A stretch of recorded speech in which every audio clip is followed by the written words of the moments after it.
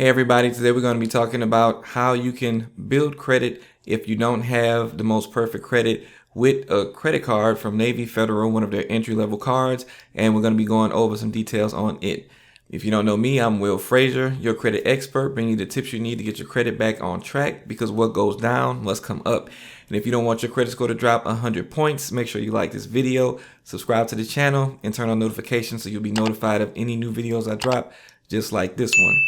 Now, again, we're going to be talking about today the Navy Federal Platinum Credit Card and how it can help you. It has up to a $50,000 limit, and there's also a way you can see if you can obtain this card with a soft pull to your credit. Now, when it comes down to Navy Federal, of course, you do have to be a member in order to try to get a card like this. So, the first step is, of course, making sure that you already are a member or making sure that you have whatever it is going to take to be able to become a member to make sure that you can benefit from this particular card or any of the cards which they have in their family of cards. And I'm going to go over some of those cards in the coming days as well. Now, I'm not going to run through all of the ways that you can get into Navy Federal. I've mentioned it before, but basically, of course, if you are that active military member or retired military member, you have access to Navy Federal. If you are the spouse of an active member or retired member, you have access to Navy Federal. If you're the child, stepchild, or adopted child, you have access. Also, the parents of the active military member or retired military member, you all have access to be able to become a member of Navy Federal. There are some other ways as well, but those are the most major ways that you can get into Navy Federal. Now, when you actually get into the door at Navy Federal, the first thing that you want to do, because this is a credit union, one of the biggest credit unions that are out there, if not the biggest, and basically they have a very good lineup of products and services for people. So what you want to do here is try to make sure that you are establishing a really good relationship with them. So of course, once you get in the door, you want to make sure you open up a checking account with them and possibly some other products as well.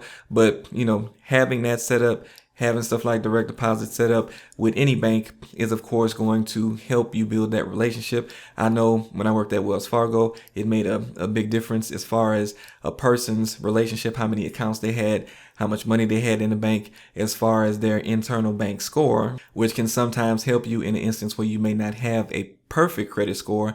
And that helped people get access to a lot of things that we had inside the bank that, some other customers that had, a light relationship or barely used the account had access to. So again, this is definitely a bank that you want to build a good relationship with, and that's what you want to do as soon as you get in the door. And after you have established that good relationship with them, that's going to help you out later on, especially with something like this card in regards to credit limit, as well as, some other things going down the line. But, I'm going to talk about how you can obtain the highest limit that you can possibly obtain with the card, based on your particular situation. And of course, we're going to go through the details on the card as well, so that you can kind of see what you're getting with this card and why it is a good entry-level card, especially if you don't have perfect credit, but you have, kind of okay, fair credit. And when I say okay, fair credit, I'm talking maybe, the 580s, low sixes,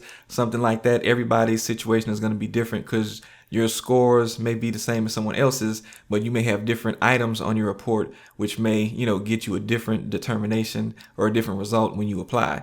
But for the most part, that's the range that you would want to be in to try to apply for this card. And, we're going to talk about the details now. So as you can see right here, this is what the card looks like. It is a chip card, and they say save with low intro APR on balance transfers. So this is a really good card for balance transfers, and they have a really good rate, as you'll see. As you can see here, again, they mentioned large purchases paid over time. This is what the card is best for: low interest rate and average to excellent credit. So even if you have good credit, you can apply for this, of course, but this is more so for you if you're trying to get into the door and start building up credit. Now, as you can see here, this is the pre-qualified. This is where you would actually do a soft pull and see if you qualify for this card or any of Navy Federal's other cards by doing a pre-qualification.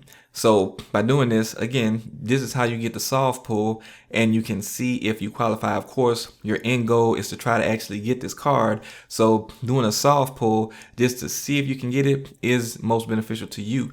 This is something that you'll see on your report, but it won't really affect your score. So that's the benefit. But if you actually get approved for the card, there will be an inquiry, a hard inquiry on your report, which will affect your score slightly, basically. But really, you'll get more benefit from having the card, especially if you did not have a credit card before. You won't even see the negative effect from the inquiry because you'll see such a big boost just from getting this credit card. Now, again, on to the benefits that they have. As you can see here, the rates on this card starts as low as 5.99%. Now, for a credit card, that is very low. You know, most credit cards do have high rates, but this in particular is a very, very good interest rate for a credit card, especially to say that you may not have perfect credit when you're applying for this card. And as you can see here, when you look at the fees, no annual fees, no balance transfer fees, no foreign transaction fees, no cash advance fees, and of course the low interest rate they mentioned there. So, you know, this really isn't something that you're looking at to try to get points with.